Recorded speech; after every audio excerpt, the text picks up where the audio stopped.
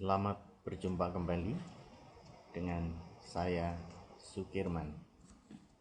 Pertemuan kali ini saya akan membahas tentang kisah seorang pemulung menjadi jutawan. Salam sehat, salam sejahtera, dan salam bahagia. Saudara-saudara sekalian, keberhasilan seseorang itu lebih banyak ditentukan karena aktivitas orang itu sendiri, karena semangat dari orang itu sendiri. Ini salah satu kisah yang dijalani oleh saudara Sunarno. Diawali dari seorang pemulung, akhirnya dia menjadi jutawan. Mari kita lihat kisahnya sebagai berikut.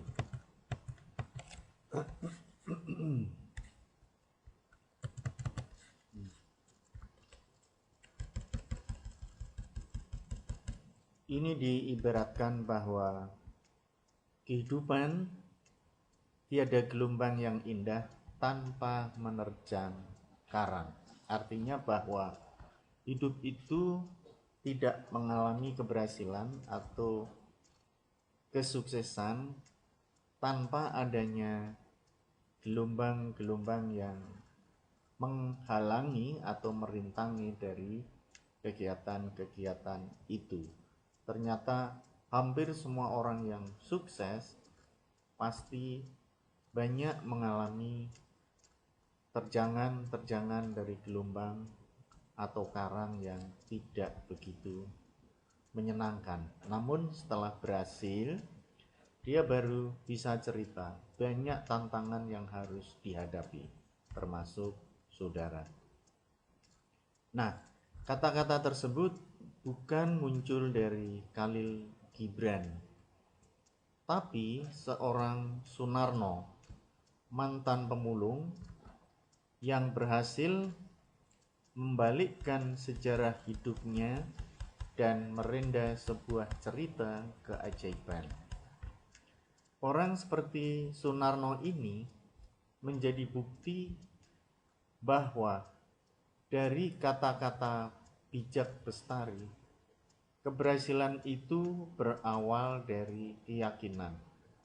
Nah, Sunarno ini orang yang penuh dengan keyakinan sehingga sampai dia berhasil. Keberhasilan itu buah dari keberanian menghadapi tantangan dan mengenyahkan segala rintangan, dan Sunarno berhasil karena jiwa entrepreneurship yang dipadu dengan lahan bisnis yang pas, yaitu bisnis multi-level marketing. Jadi pada zaman itu sekitar 2005-an memang baru banyak sekali orang bisnis melakukan multi-level marketing, termasuk salah satunya adalah Sunarno. Salah satu keistimewaan bisnis ini adalah karena bisa dijalani oleh semua orang, apapun latar belakangnya.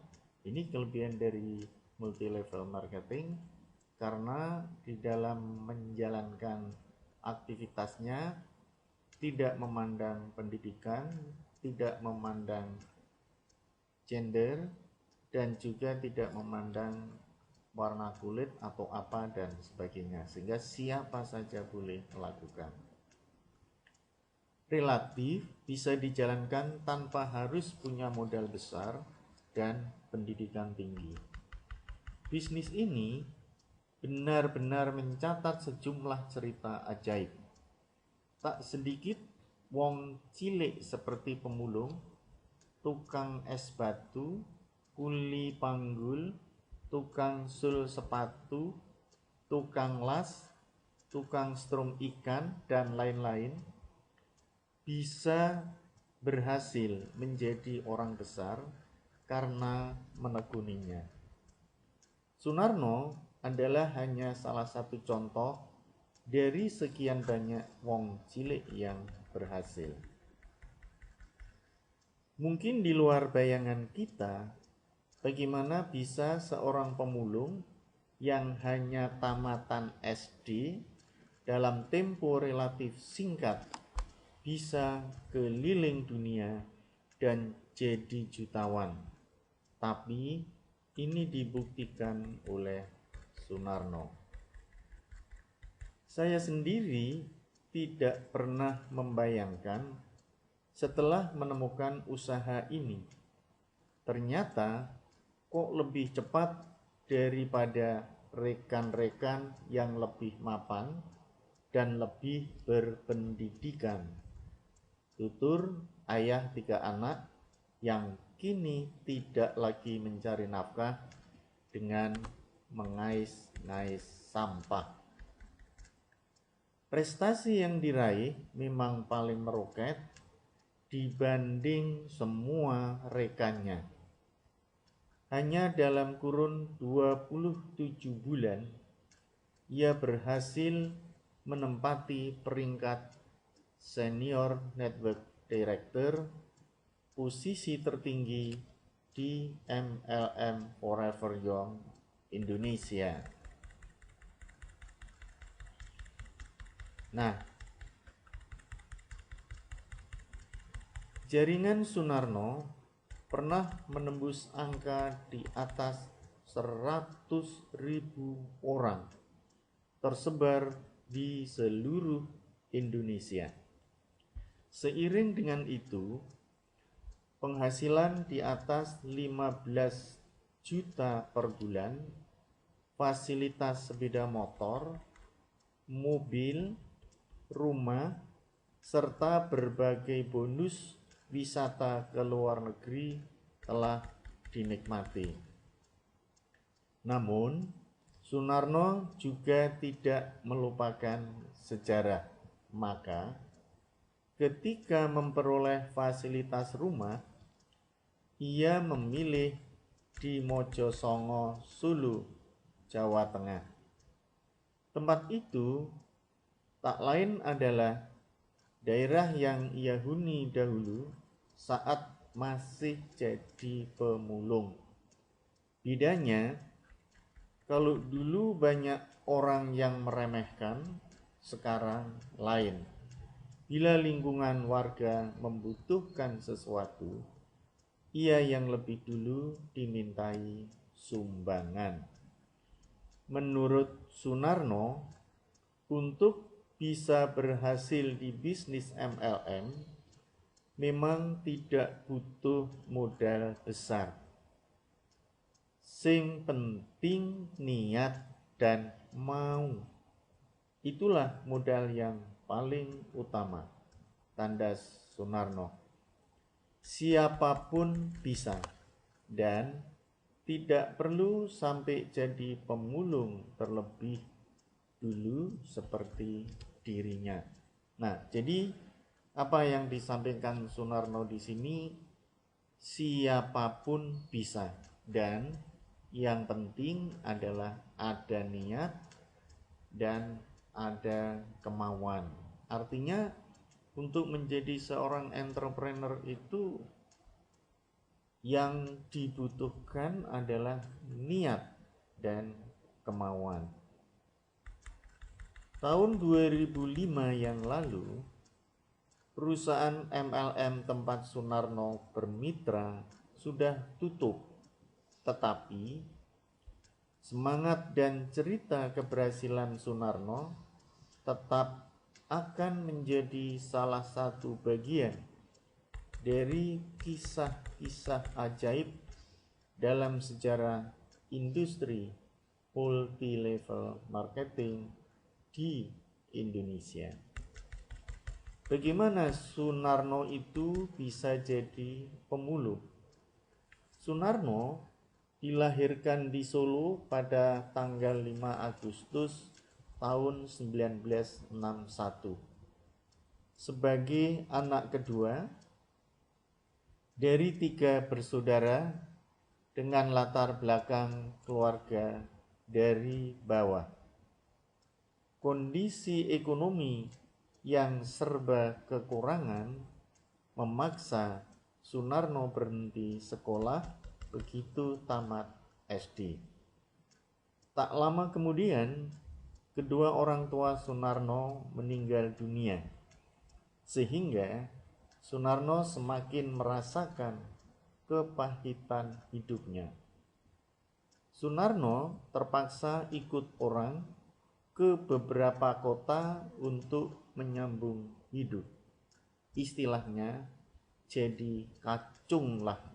Tapi itu tidak lama dijalani. Ketika kembali ke Solo, Sunarno memutuskan untuk jadi pemulung. Semua itu terbentuk dari kehidupan yang nyata. Kenapa jadi pemulung? Sunarno sendiri heran. Mengapa Sunarno jadi pemulung? Harusnya lebih terhormat kalau jadi buruh atau lainnya. Kenapa Sunarno mau menjadi pemulung? Karena Sunarno itu sudah bosan jadi kacung yang selalu disuruh orang lain. Sebab kalau ikut orang, kapasitasnya terbatas. Kadang Sunarno disuruh susah untuk diperintah, sehingga menimbulkan pertengkaran antara Sunarno dengan yang memberikan perintah. Padahal kalau orang bawah, baik sebagai kuli, buruh, atau karyawan, harus mau diperintah. Nah, itulah jiwa Sunarno yang menginginkan kebebasan. Dan dari itu Sunarno menemukan sebagai pemulung. Memang penghasilan Sunarno hanya berkisar antara 7.000 sampai 8.000 rupiah per hari. Tapi uang itu lumayan untuk tahun 90-an. Di samping itu, kebebasan itulah yang dicari Sunarno. Kehidupan pemulung. Sunarno tinggal di sebuah daerah kumuh 500 meter dari tempat pembuangan sampah. Pekerjaan mengais-ngais sampah untuk mengumpulkan barang bekas seperti kardus, plastik, apalagi tulang atau balung, ibarat emas bagi Sunarno. Karena nilainya tinggi kalau dijual. Setiap hari, begitu truk sampah datang, Sunarno dan kawan-kawan lari mendekatinya, berebut siapa cepat, siapa dapat.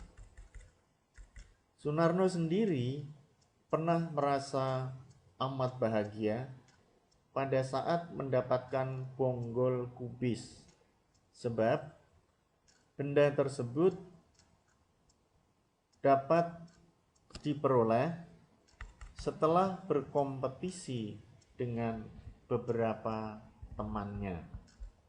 Betapa bahagianya hati Sunarno saat itu. Bangga dan puas karena itu suatu prestasi. Mungkin ukuran waktu itu sama dengan orang kaya yang dapat 10 miliar. Ada lagi kesan bagi Sunarno saat menyetel radio. Ketika Sunarno masih hidup di bawah kolong jembatan, senangnya tak terkira. Sama bahagianya dengan naik Mercy atau Volvo. Bahagia karena itu suatu kebebasan, suatu kemerdekaan bagi Sunarno. Sekarang kalau ingat kehidupan tahun 6 atau 7 tahun yang lalu, Sunarno masih terharu. Kenapa? Saya dilahirkan dari sebuah keluarga yang tidak mampu. Kenapa saya lahir dari keluarga miskin? Kenapa saya kok tidak punya pabrik?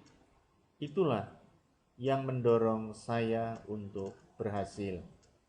Karena motivasi saya, kalau orang lain bisa, kenapa saya tidak bisa? Pasti bisa. Nah, ini adalah motivasi pada diri Sunarno yang selalu dia bersemangat. Harus bisa. Orang lain bisa, kenapa tidak? Awal masuk MLM, Sunarno dulu mengontrak rumah. Kebetulan tetangga sebelah Sunarno bercerita, tetapi kadang-kadang tidak begitu ditanggapi. Maklum, karena latar belakang pendidikan Sunarno hanya tamatan SD.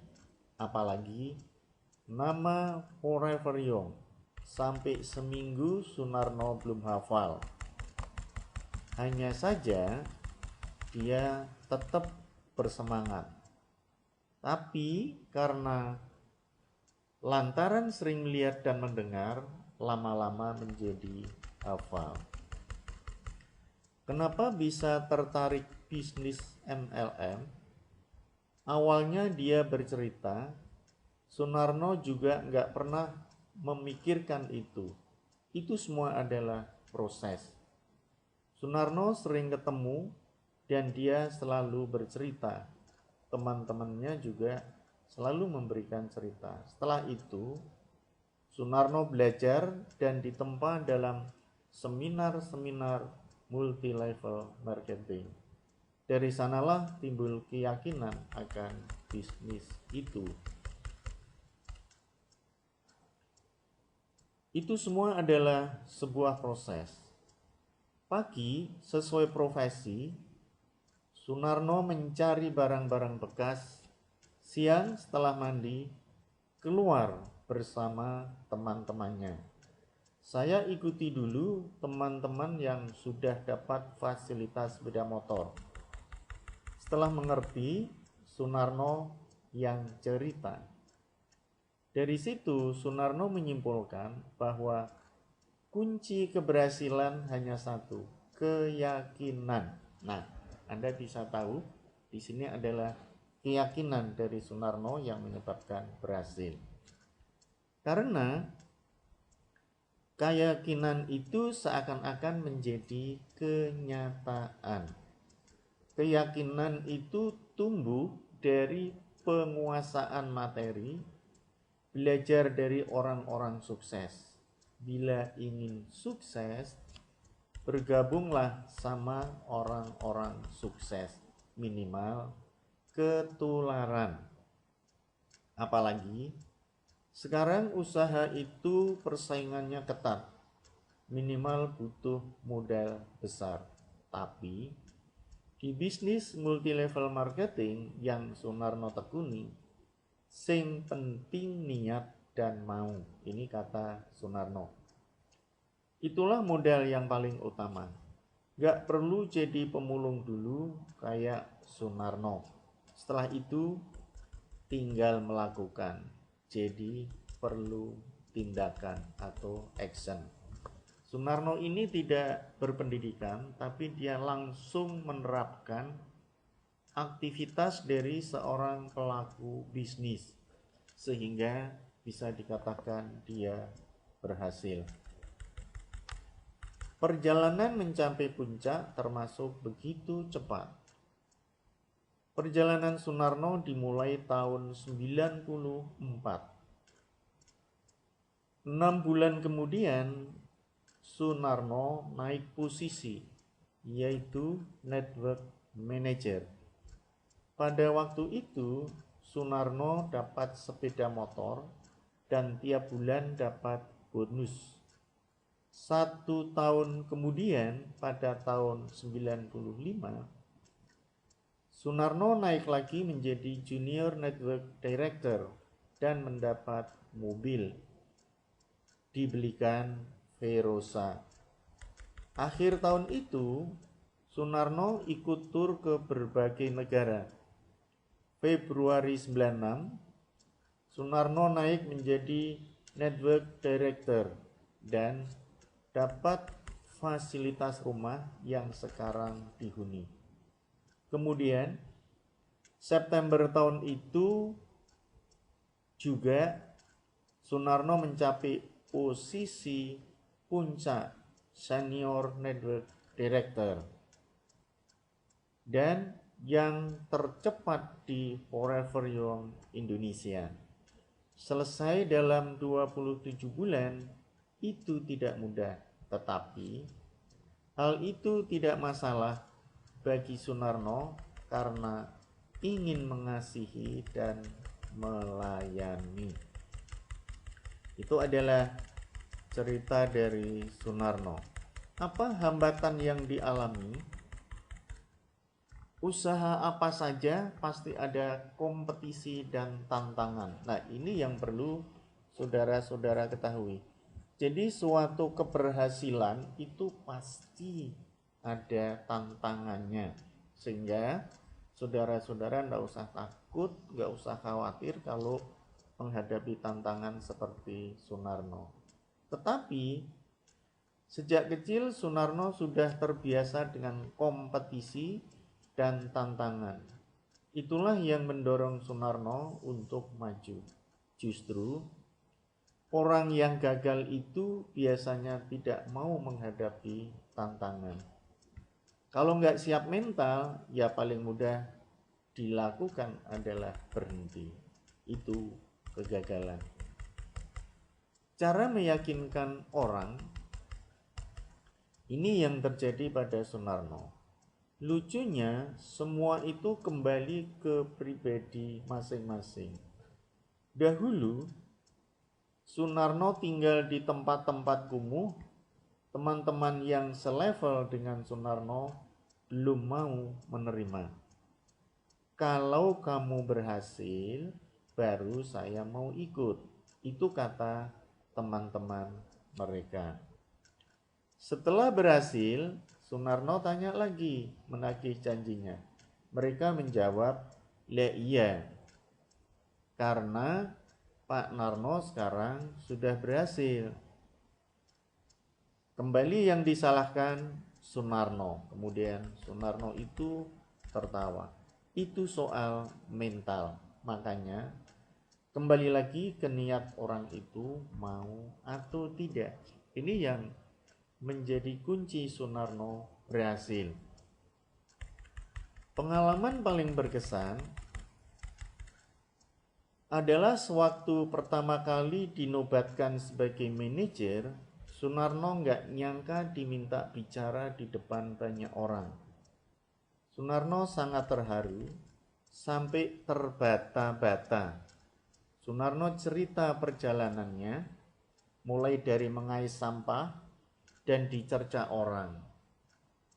Jika Sunarno dulu dikatakan ngeyel atau mimpi, itu masih harus, sebab ada yang bilang koyo cecak nguntal cagak, bagaikan cicak menelan tiang, atau si cebol rindukan bulan. Juga berkesan bila rekan-rekan, khususnya dalam jaringannya, selalu melihat dari latar belakang saya. Mereka bilang, Pak Narno yang pemulung saja bisa, kok saya tidak bisa. Mereka terpacu dengan itu. Prinsip hidup yang dilakukan Sunarno,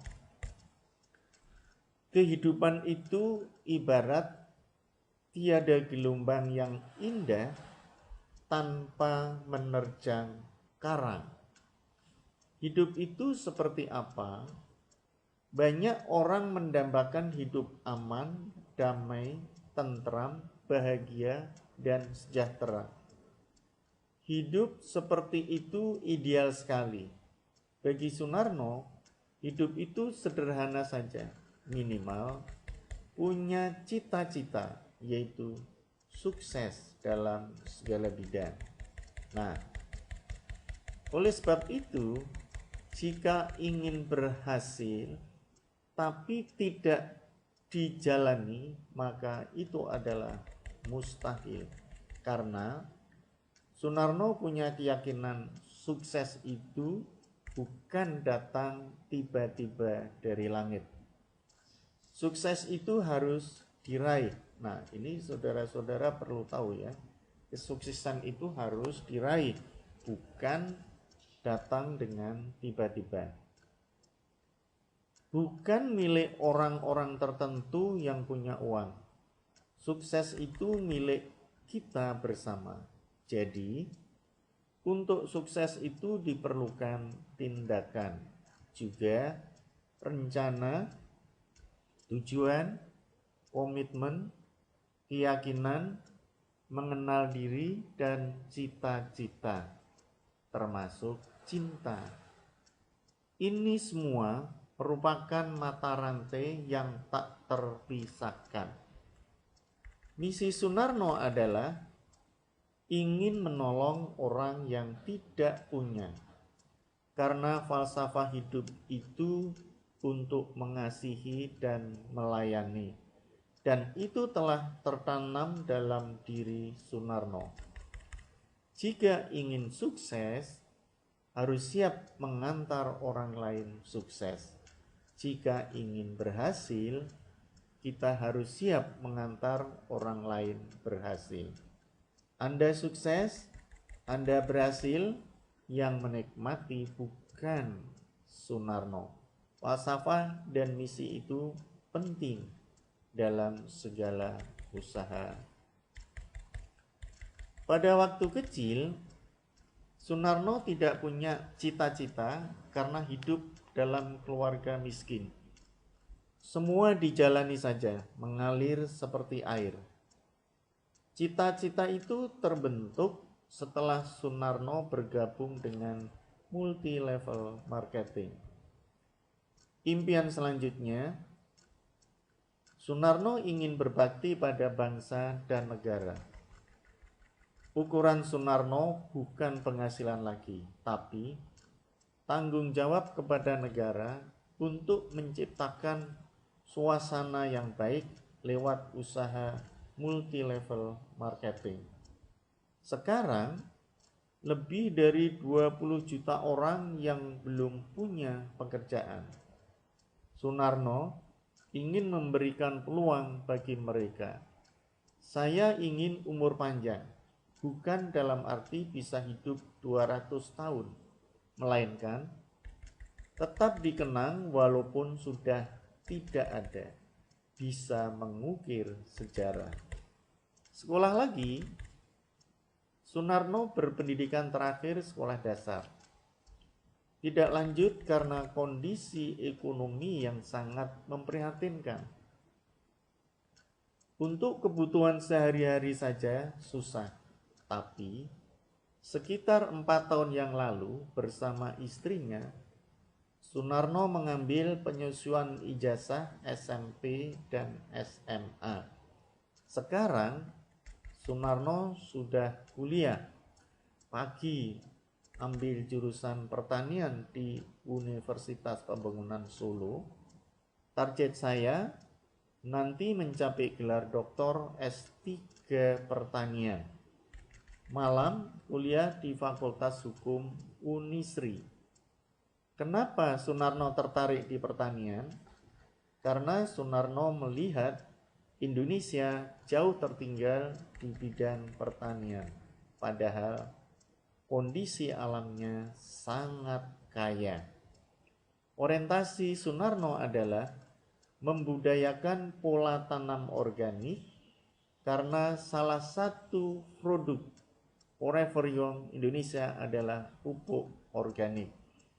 Dari hasil pertanian ini bisa memberikan sumbangan kepada negara.